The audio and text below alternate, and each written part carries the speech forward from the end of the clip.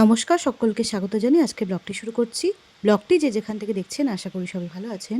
ঘড়িতে এখন প্রায় ভোর 6টা। গ্যাংটকের রুমের জানালা দিয়ে সকালের পাহাড়ের ভিউ দেখছি। সিকিমে আজ আমাদের দ্বিতীয় দিন। গ্যাংটকে পৌঁছে প্রথম রাতটা রেস্ট নিলাম। আজ থেকে শুরু হবে আমাদের ঘোরার পর্ব। এখন আমরা নাথুলা যাওয়ার জন্য তৈরি হচ্ছি। এই যে বোন রেডি হচ্ছে, এই আমি, রাহুলি গেছে বাথরুমে। এইটা হচ্ছে আমাদের ব্রেকফাস্ট। প্যাক করে দিয়েছে, তিনটে ফ্রুটি দিয়েছে, কেক আর বিস্কুট দিয়েছে, আর এই বিস্কুট আছে, ডিম। বোন কিনেছে এই প্রোটিন বারগুলি। বোন বাড়ি থেকে বেরোনোর সময় ব্লিঙ্কিট থেকে নিয়ে এসেছিল। সকালে এটাই খাবো, আর হোটেল থেকে যে ডিম সেদ্ধ দিয়েছে ওটা খাবো। বোনের আর রাহুলের গাড়িতে বমি হয়, তাই খালি পেটে তাদেরকে একটা করে গ্যাসের ওষুধ দিয়েছি এবং প্রোটিন বার খাওয়ার পরে একটা করে বমির ওষুধ খাইয়ে গাড়িতে তুলেছি। মিমা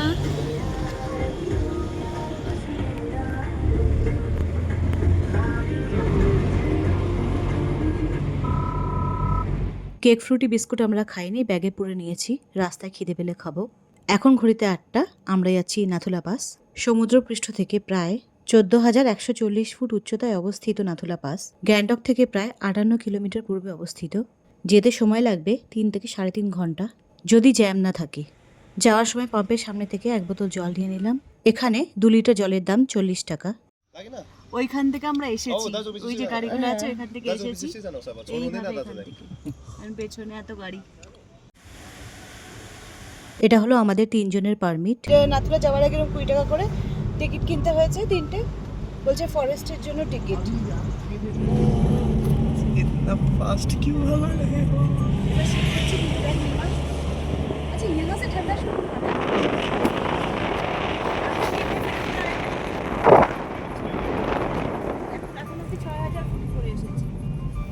এখন অবধি 6000 ফিট উপরে আমরা এসেছি।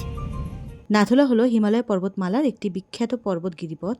অত্যাধিক উচ্চতার কারণে ওখানে সারা বছরই প্রচণ্ড ঠান্ডা থাকে, তাই আমরা 3 জনই সঙ্গে করে শীতের পোশাক নিয়ে নিয়েছি। গ্যাংটকে তেমন একটা ঠান্ডা নেই, তাই একটা হালকা চাদর গায়ে দিয়ে আছি। বছরের বেশিরভাগ সময়ই এলাকাটি বরফে ঢাকা থাকে, তবে আমরা যে সময় যাচ্ছি এই সময় বরফটা নাও পেতে পারি। আমরা যাচ্ছি মে মাসের একেবারে শেষে। এরপর আবার বর্ষার জন্য নাথুলা পাস বন্ধ হয়ে যাবে। তবে শীতকালের তুলনায় গ্রীষ্মকালে রাস্তাগুলো সাধারণত পরিষ্কার থাকে এবং নিরাপদ থাকে। শীতকালে নাথুলা যেন সাদা বরফের রাজ্যে পরিণত হয়। সেই সময় আবার অন্যরকম ভিউ। তবে সেই সৌন্দর্য দেখতে গেলে আবহাওয়া সহযোগিতা দরকার।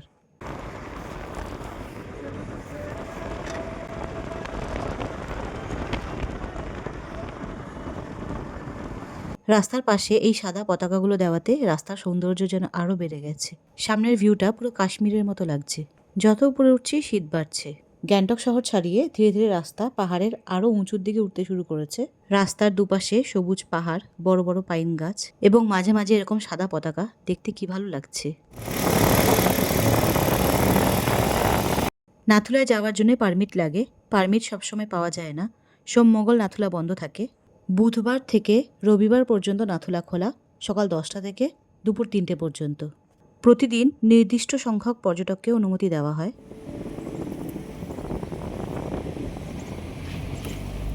তার মধ্যে যদি প্রাকৃতিক বিপর্যয় হয় তাহলে নাথুলা বন্ধ রাখা হয়। প্রাকৃতিক বিপর্যয়ের জন্য অনেক সময় পারমিট ক্যান্সেলও হয়ে যায়। তাই এখানে আসার সুযোগ পাওয়াটাই আমাদের কাছে এক বিশেষ অভিজ্ঞতা। বছরের সবসময় এখানে আসা যায় না। আবহাওয়া, রাস্তার অবস্থা, প্রবল বৃষ্টি, তুষারপাত, ভূমিধস এবং নিরাপত্তাজনিত কারণে অনেক সময় পর্যটকদের প্রবেশ বন্ধ থাকে। এখান থেকে শুরু হলো শীতের পোশাকের দোকান। পর্যটকরা গাড়ি থামিয়ে এখান থেকে শীতের পোশাক কিনছেন। আমাদের সঙ্গে শীতের পোশাক আছে, তাই নিলাম না। গাড়িগুলো যাচ্ছে, অনেকটা যেতে হবে এখনো। বলছে आप लेडीज में जा सकते हैं, আমি বলছি না আমি नहीं जाऊंगा। তারপর দুটো লোক আমার সামনে এসে লেডিসে ঢুকে গেছে।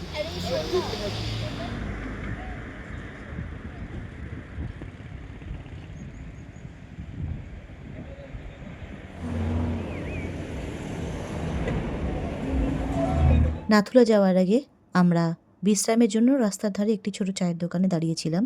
তারপর আবার গাড়ি চলতে শুরু করে। সামনে নাথাং ভ্যালি। নাথাং হলো ভারতের সিকিম রাজ্যের পূর্ব হিমালয় অঞ্চলে অবস্থিত একটি অত্যন্ত সুন্দর পাহাড়ি গ্রাম। নাথাং সিকিমের পাকেয়ং জেলায় অবস্থিত। সমুদ্রপৃষ্ঠ থেকে এর উচ্চতা 13,500 ফুট। চারপাশের পাহাড় সবুজ ঘাসে ঢাকা উপত্যকা নাথাং ভ্যালিকে এক অন্যরকম সৌন্দর্য দিয়েছে। এর উচ্চতা এবং রূপের জন্য অনেকেই একে সিকিমের লাদাখ বলে চেনেন। বছরের অন্যান্য সময় এটি পুরোপুরি বরফের চাদরে ঢাকা থাকে, আবার বসন্তে রঙিন ফুলে ভরে ওঠে। নাথাংয়ে ঠিক আগে পড়ে Eagles nest bunker view point এবং পাহাড় দিয়ে কিছুটা উঠেই সামনে পাবো সাঙ্গো লেক, যাকে ছাঙ্গু লেকও বলা হয়। তবে সঙ্গো লেকে এখন থামবো না, কারণ নাথুলা ছুটতে হবে আগে। আকাশে মেঘ, বৃষ্টি এসে গেলে নাথুলা দেখতে পারবো না। পাহাড়ি আঁকাবাঁকা রাস্তা ধরে এগোতে থাকলাম। একের পর এক সুন্দর ভিউ পয়েন্ট পেরিয়ে যাচ্ছি আমরা। রাস্তা যত উপরে উঠছে চারপাশের দৃশ্য ততই বদলে যাচ্ছে।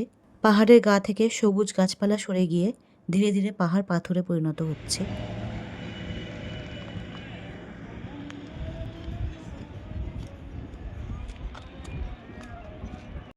ছাঙ্গু লেক পেরিয়ে কিছুটা উপরে ওঠার পর আমরা একটি ভিউ পয়েন্টে থামলাম। এখান থেকে নিচের ছাঙ্গু লেকটিকে অনেকটা ছোট দেখাচ্ছিল। চারপাশে উঁচু উঁচু পাহাড়, ঠান্ডা হাওয়া আর সেনাবাহিনীর বহু ট্রাক চোখে পড়ছিল।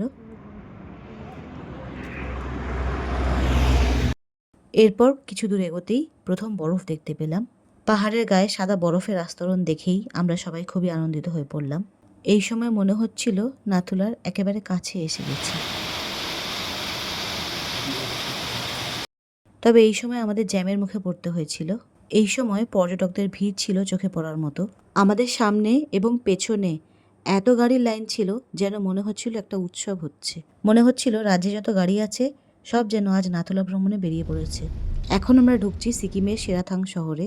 এটি গ্যাংটক জেলায় অবস্থিত একটি উচ্চ থেকে উচ্চতর শহর।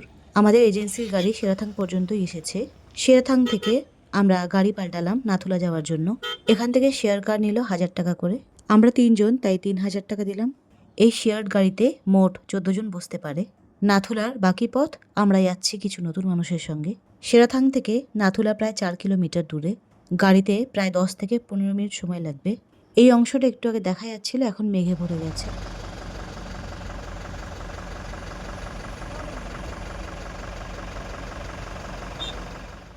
এখন ঘড়িতে প্রায় 1:30। আমরা জ্যামের মুখে আটকে আছি।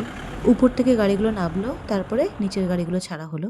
সেই সকাল 8টায় হোটেল থেকে বেরিয়েছি, এখন বাজে 2টো। আমরা ভারত চীন সীমান্তের কাছে একটা দারুণ অভিজ্ঞতা নিয়ে নাথুলা পাসে ঢুকছি। আমি যাইনি উপরে, আমার নিচে অসুবিধা হচ্ছে, তাই আমি নিচে এখানে বসে আছি। বোন আর রাহুল গেছে। এখান থেকে যেতে হবে উপরে, এর থেকে উপরে আমি যেতে পারছি না।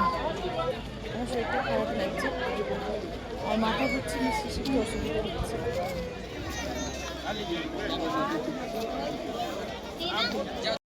সেরাথাং পৌঁছানোর পর উচ্চতার কারণে আমার একটু শ্বাসকষ্ট শুরু হয়। বিষয়টি ড্রাইভার দাদা গুরুং ভাইকে বলাতে তিনি খুব সাহায্য করেন। কাছের একটি দোকান থেকে তিনি ছোট একটি অক্সিজেন সিলিন্ডার নিয়ে আসেন। আমি সেরাথাঙে দাঁড়িয়েই 2বার অক্সিজেন নিই। কিছুটা স্বস্তি অনুভব করার পর আবার শেয়ার গাড়ি করে নাথুলা পাসে আসি। এখানে এসে গাড়ি থেকে নামার পর কয়েক পা হাঁটতে হয়েছে, কিন্তু সেই হাঁটা ছিল খুবই কষ্টকর। এখানে অক্সিজেনের এতটাই অভাব যেন মনে হচ্ছে শরীরে প্রাণ নেই। বোনার রাহুল উপরে গিয়েছে ভারত চীন সীমান্ত দেখতে, এখন নিচে আসছে। উপরে ওঠার জন্য এই সিঁড়ি, যেখান থেকে সীমান্ত এলাকা দেখা যায়। এই সিঁড়ি দিয়ে সবাই উপরে উঠছে, কিন্তু এই সিঁড়ি দিয়ে উপরে ওঠাটাই খুবই কষ্টকর। উচ্চতার কারণে শুধু আমারই নয়, অনেক পর্যটকেরই শ্বাস নিতে অসুবিধা হচ্ছিল। ধপাস করে পড়ে গেছিল একজন। আমি তো ওপরে যেতে পারিনি, নিচে থেকেই যেটুকু দেখেছি রাহুল আর বোন ছবি নিয়ে এসেছে, সেগুলোই শেয়ার করছি।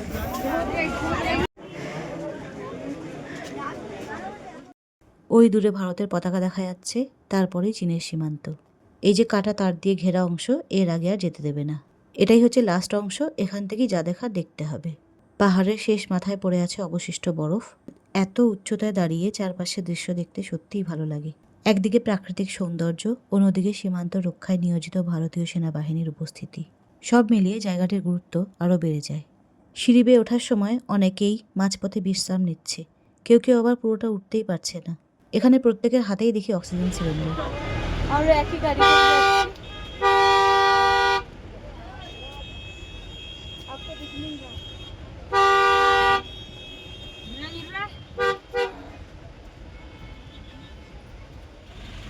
এই হলো সেই অক্সিজেন সিলিন্ডার যেটা বরুণ ভাই আমাকে এনে দিয়েছে। এর দাম পড়েছে 500 টাকা। তবে এই সিলিন্ডার আমাকে বাঁচিয়ে রেখেছে, আমাকে অনেক সাহায্য করেছে। তবে নাথুলা এসে বুঝলাম এত উঁচু পাহাড়ি এলাকায় শরীরের উপর চাপটা সত্যি অনেক বেশি পড়ে। এখানে খুব ধীরে ধীরে হাঁটাচলা করতে হয়। যদিও আমি নিজে একেবারে উপরে যেতে পারিনি, তবুও নাথুলা পাসের কাছে তো আসতে পেরেছি। এখানকার পরিবেশ, পাহাড়ের সৌন্দর্য এবং সীমান্ত এলাকার অনুভূতি আমার কাছে অসাধারণ অভিজ্ঞতা হয়ে থাকবে। নাথুলা যাওয়ার সময় এই জায়গাগুলো পুরো মেঘে ঢাকা ছিল।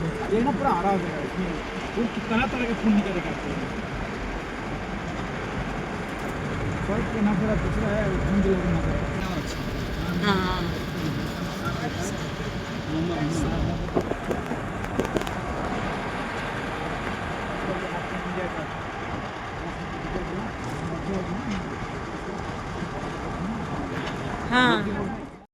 যেখান থেকে উঠেছিলাম সেখানেই ফিরে এলাম সেরাথাঙে। এই গাড়ি করে আমরা গিয়েছিলাম। এইরকম শেয়ার গাড়িতে মোট 14 জন বসতে পারেন। ফিরে এলাম এজেন্সির গাড়িতে, বাকি ভ্রমণটা এই গাড়িতেই করব।